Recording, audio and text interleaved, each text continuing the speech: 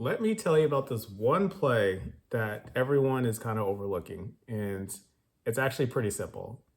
First, I know all your favorite influencers keeps telling you invest in 30th anniversary, invest in Rayquaza set when it comes out, but if you're going to be honest, there's tons of things in front of you that you're probably just overlooking, and one of those things is the things that are about to rotate out pretty soon.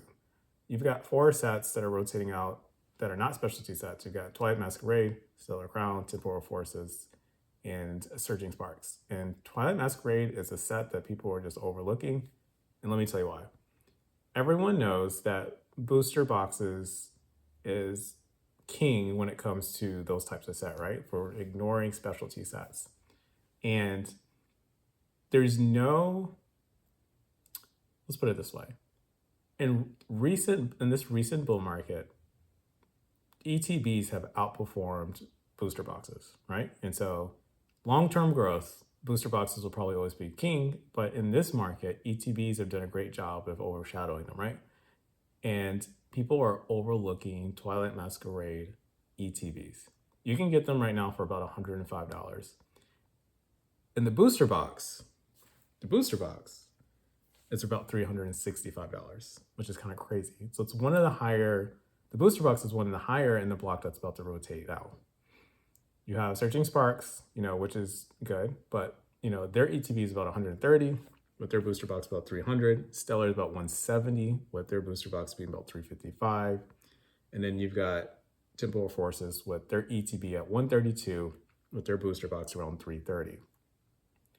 Twilight Masquerade has the highest booster box cost and the lowest ETB price point. The ETB is mismatched. And so I had it analyzed, and so let's go by this.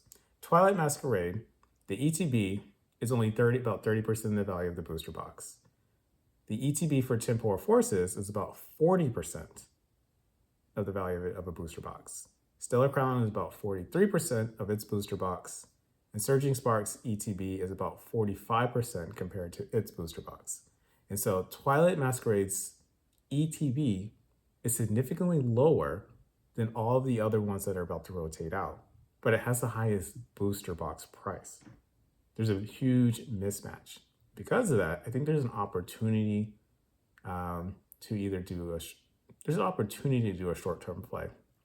Now, this is something I just started looking at. I don't really know if I'm going to jump into it, but I found it very interesting, especially since all of your favorite influencers keep telling you to invest in other things like save your money for 30th anniversary, save your money for Rayquaza set when it comes out.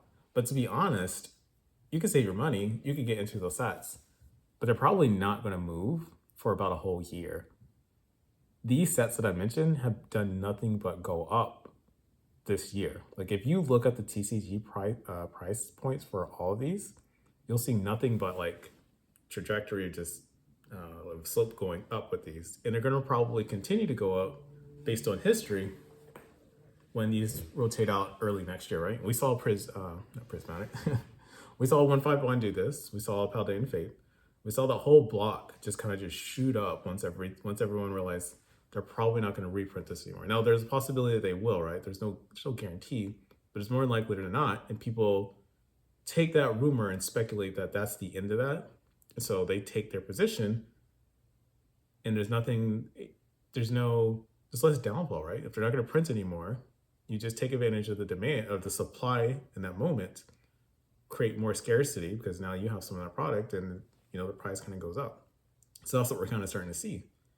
And so I think the best opportunity right now that you can look at, especially if you're a sealed investor, is just Twilight Masquerade, particularly the ETBs.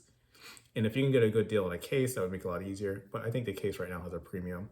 And so just a regular ETB is probably the play, especially if you just want to dabble in something and just kind of see what happens. I think this definitely has the highest possible return rate compared to the other non-specialty sets. Okay. All right. And then the other thing I guess I'm going to touch on is, I've noticed a lot of people are just kind of sitting on their hands over summer, which makes sense. This is the time where you should start thinking about how you want to, plan your next investment and create a strategy of how you're going to, make the most amount of money possible for yourself, or add to your collection. I don't think, unfortunately, if you're a collector, I don't think this is the time to be collecting, unless you have a goal, right? If your goal is to just like sell someone's stuff so you can get, the higher value collecting thing that you're wanting, that may be a goal. But in real honestly, if you're going to be a collector, you should probably just wait till the bull market's over and then go try to collect the things you want. Because right now, it doesn't make sense to try to buy while prices are going astronomically high, and at some point they're going to come down to a lower price point. That makes sense. But right now things cry. But anyway, back to that. Back to my point. This is the time where you start thinking about other things. And then I don't think you need to branch out into other TCGs. You can, but if you just stay the course and just maximize your strategy, you can tweak it here and there so you can make things a lot, more efficient, right? Noticing trends. So if you're a sealed investor, noticing like booster boxes right now are great for long term, but maybe short term might be ETBs. They're a lower price point, easier to sell, better display for a lot of people. And so there's a good selling factor when it comes to that. And so just, understanding the market they're trying to sell to and just taking advantage of it in those moments, right? At least for a short term. And so you can venture off of other TCGs. I don't think it's necessary.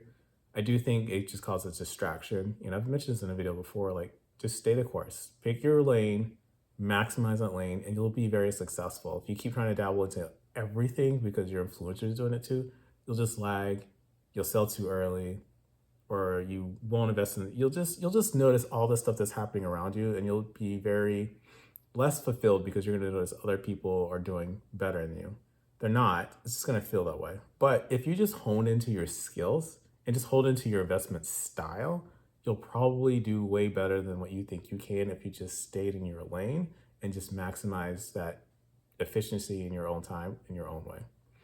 But anyway, that's my simple advice when it comes to this market.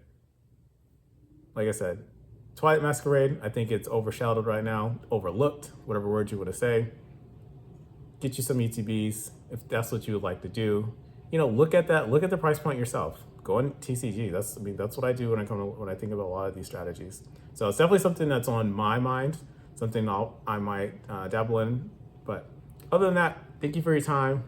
Pokey out. Don't forget, go touch some grass as always.